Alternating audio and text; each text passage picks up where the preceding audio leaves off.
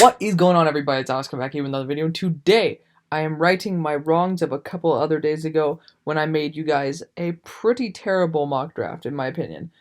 Mainly, it was just that second round pick. We're going to be straight up. Paulson Adebo wasn't a scheme fit. Should have done my research. So, I mean, that being one of the first two picks, that's kind of a big deal to me. And I wanted to take that down so you guys actually got some good content. Recorded this earlier today, and then, of course, I checked what picks we had, and then it started auto drafting, so it really pissed me off because I was already in round 6. But we're doing this again a couple hours later. We'll see if the draft changes at all. Obviously, my draft strategy probably will because I can't even remember what picks I did. Obviously, I don't script this because you guys deserve a real in-person reaction. You guys don't want to see a fucking robot. Blah, blah, blah, blah, blah. That's not me. So if you guys want to hit that sub button, do that. We are already over 700 subs. It's, oof, man, the fact that we were at 200 like less than a month ago was just, it is truly awesome. So I thank you guys so much for that. Now, you guys are here for a video, not to hear me clamoring on about the channel and stuff, so let's start it. Now, I've studied your guys' cap scenario, your guys' free agents, guys who you're going to have to re-sign soon, and ooh, thank God. Thank God. Okay, quick little note. Last time Jamar Chase went number 3, so I had to do a very interesting thing, which was take Caleb Farley at pick number 6. So let me know what you guys think about that down in the comment section, because you can get some very good value down the line. And obviously, I think that the linebackers, they're a big need, right? However, the idea that, I mean, you guys have seen how shit your offense has been playing. Rondale Moore is going to just be the same old dude that you have already there. He's just a little bit too similar to what you already have. It's not going to add too much to your team. Chris Olave would be a good option in the second. But I think that you guys want a true number 1 receiver again. Wentz, like, there was no separation, zero separation against the Seattle Seahawks, if I'm not mistaken, who are the number 32, the very last in the league for allowing, like, yardage to wide receivers. So getting zero separation, that's a little bit scary. Jamar Chase, former 1,800-yard, 20-touchdown type guy, he's just a super weapon. I think I like the value of the linebackers in round 2 because I think the dip is not as much as we think. Hopefully, things will work out our way. I like this pick. I know Micah Parsons would have been a good pick as well, but you know, there's ways that you can go for both. I was thinking maybe even taking Caleb Farley still there, just because you want your one true boundary corner. However, there are going to be people in free agency. Everything's going to be up in free agency. We'll have to obviously adjust this as soon as free agency times comes. You don't know if we're going to re-sign. We're gonna resign Travis Fulgham because then we don't really need a slower guy like a Chris Olave. Then obviously I'd take a Jamar Chase in the first, right? Everything's gonna change, and Trey Lance is falling into the second, and that is amazing because I do not like Trey Lance. We're not taking him, guys. If you guys want to hear my take on Trey Lance, drop down in the comments section. We got plenty of Eagles fans who loves to talk here. I don't like Trey Lance at all. Legitimately, oh my god, the computer fans started turning on. Legitimately, I think that he is maybe a 3rd, maybe 4th round quarterback. I watched him play against Central Arkansas, and he looked bad. Like the condensed game, where you just don't see the 2-yard runs, where you see all the passes and shit. He looked bad. I recommend for you guys to watch that yourselves if you guys are like, dude, take Trey Lance. Absolutely no fucking way. Zero chance of that happening. And ooh, we got Dylan Moses though. Oh man, this draft's treating us very, very well. I don't know if this is going to be the case in the real draft, but hell yeah. Okay, I don't feel as bad anymore. Now, like, Nick Bolton, my opinion's starting to sink to where he's maybe a late second, maybe early 3rd. Just because if you guys want to watch the recent Arkansas game, he looked like a fish out of water. Like, he was just going to the wrong hole, not covering right, missing tackles. It was a really bad performance by him, in my opinion. But he's had so many other great games that maybe he was just having an off day. Everybody has an off day, right? So for me to be like, oh, you suck ass, that's a little rough, right? So we're definitely not going to deal with that. Now, let's see what the hell happens here. We'll see. Oh, we could use an interior player here, right? We definitely could. But let's check the corner core. Kerry Vincent's here. We don't need a slot. We're going to be trying, trust. Nickel Roby-Coleman, he's gone. He's been playing like butt cheeks. Maddox is still going to be here. We're going to shift him to slot, right? We're going to be looking for a boundary corner, and one of my subs, I'm not going to say his name because it's pretty obvious that it's It's made for the memes. But I'm going to call him SW. He definitely knows who the fuck he is. We're going to be targeting, he brought up a very good point. There's a guy down here named Roger McCreary, who I like. I have him more as a third round grade. He's a solid boundary corner who has good man skills. TJ Carter, he's somebody, if we were really late, I'd take him. Marco Wilson, definitely another option. Tariq Castro Fields, all these guys are very good man corners, right?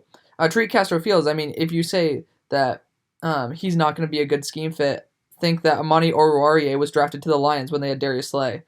Penn State hasn't changed up their schemes yet. So Tariq Castro Fields is going to definitely be another option here. Even Robert Rochelle, another player who I was recommended to by SW, he's definitely someone we got to target down the line. So right now, we ain't getting that. We ain't getting that shit.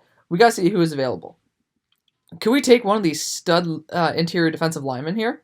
Maybe, right? There's definitely a chance here. I think that we should be going more of a safety type here, just because your free safety is a little bit lacking. Strong safety, McLeod, perfectly fine. Maybe not the best at coverage, but he's been playing fine enough, right? Javonte Williams, if you guys wanted to add a true, because I know you're gonna be losing Boston Scott. If you want to add a true rotation, like a true Alvin Kamara and Mark Ingram type role, Javonte Williams would be fun. So let me know if you would like that down in the comment section. I'm not going to do that right now. It's a little bit of a stretch when you have all these needs. So we're definitely going to be rocking with either Andre Cisco or maybe even Chaz Surratt. I mean, you guys could definitely use more than one linebacker, for Christ's sakes. You're not missing one. You're missing two. But Chaz Surratt, we're going to leave him on the table. Continue to build the secondary up a little bit. We already helped out the offense a little bit. Andre Cisco is a good option. SW, no, I'm not trying to copy your draft, but I thought it was a really good it's really good picks. They fill your needs properly with the right value. So, taking some notes from you guys who actually know what the hell you're talking about. And obviously that's why I like you guys dropping stuff down below. It's like, I didn't really think that you could move Maddox to slot corner. Otherwise, maybe I would have went Kerry Vincent there. Maybe the next pick I would have went Elijah Molden. So there's definitely like ways I would have went. Another option I would see is Colby Harvey-Peel, but I don't think he fits too well. I know you have, what's his name, Wallace, and I think he should be fitting in a little bit better at that strong safety role. And I think that's going to be a really good young duo there. As the computer fan is starting to get louder, if you guys are a long-time subscriber, you guys understand my frustrations with Mac computers. If you guys even like look at Instagram/TikTok and all the memes, there's so many memes talking about how this thing's a damn jet engine. So I apologize for that. I don't really want you guys to have to listen to the jet engine that is made by a fruit. And, you know, it sucks. But you got to do what you got to do. This is as good as I can really do right now. I would love to give you guys better content the same content with better, obviously sound. I mean, maybe in the future I can get more of a mic, but I'm going to have to start generating revenue, which hopefully we can do by the end of the year. Now, at this spot, this is where we could take a corner. I'm not going to be checking the picks, but I know we have a pick in two spots, so we can take two dudes here. Now, could we get another wide receiver with some extra speed? Yeah, I could see that. But you might want a heavier, bigger dude. And in the 7th round, I have a guy who I would love to target, and that guy's name is Tamorrion Terry, 6'4". Or De'Ami Brown even. Tamorrion Terry and De'Ami Brown are probably two guys I'm looking at. Jonathan Adams, he's dropped like 9 passes this year.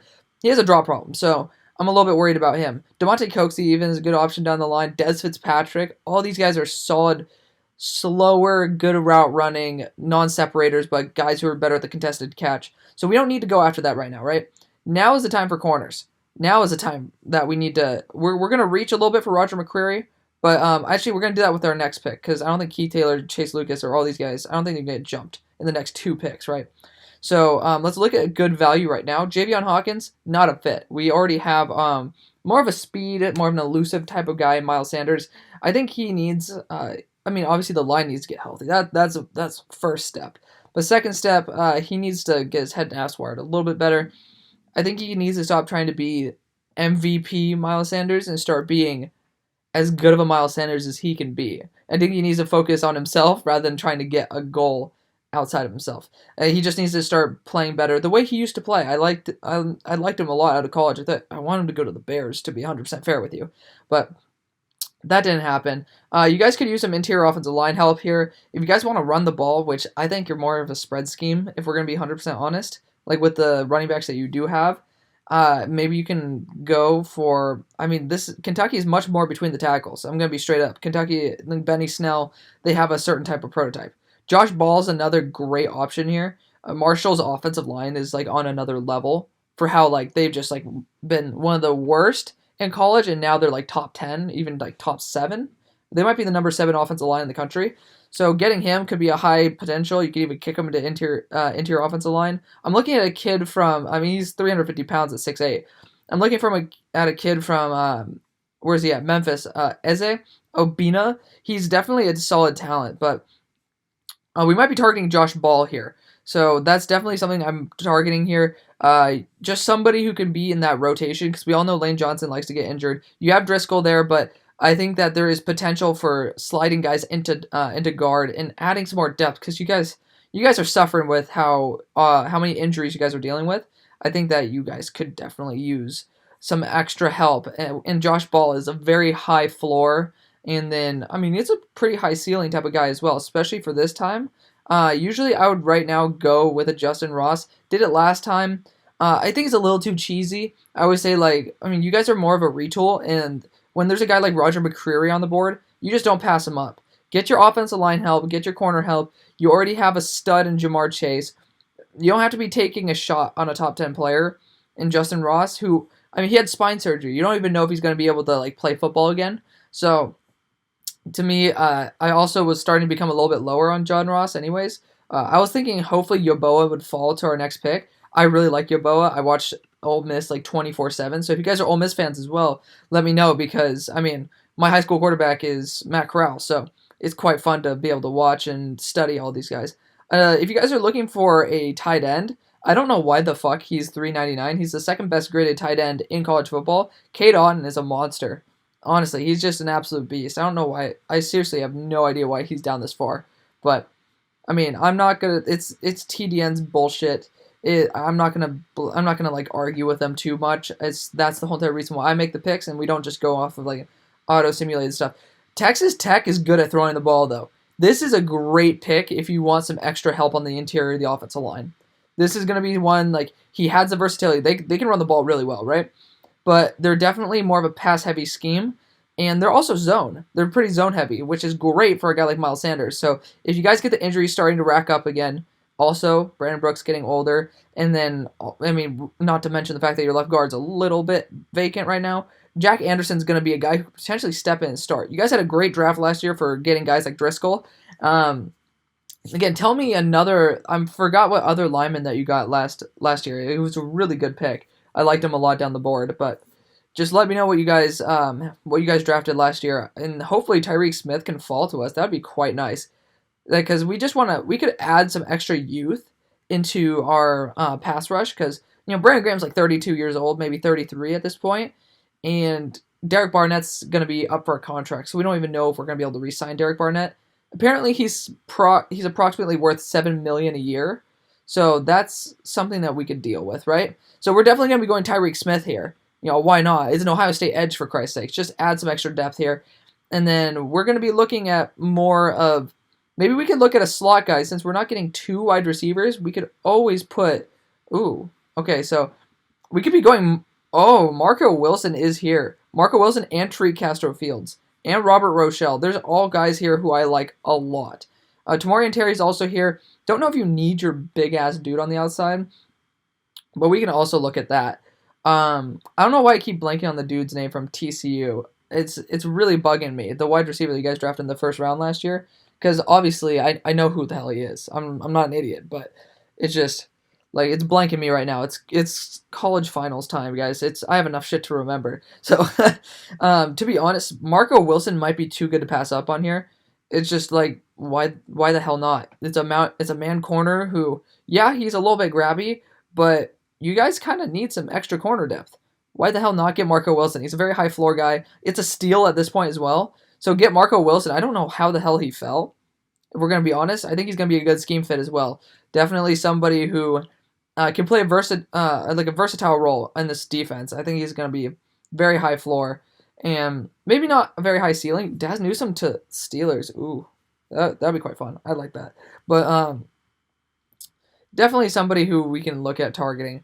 I think we have the last pick in the draft, and Tamorian Terry is falling as well. So we're definitely going to go like one more wide receiver here, just help out the wide receiver core. I know we could go tight end as well, but honestly, Kate Otten, you can just sign him in free agency for Christ's sakes.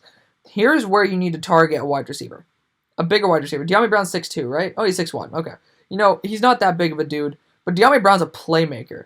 I really like De'Ami Brown. So let's look at, this is not fully updated yet, but let's look at my board right now. I have Tamorian Terry here just because of his size. He's 6'4", and he pretty much was the entire Florida State offense, right?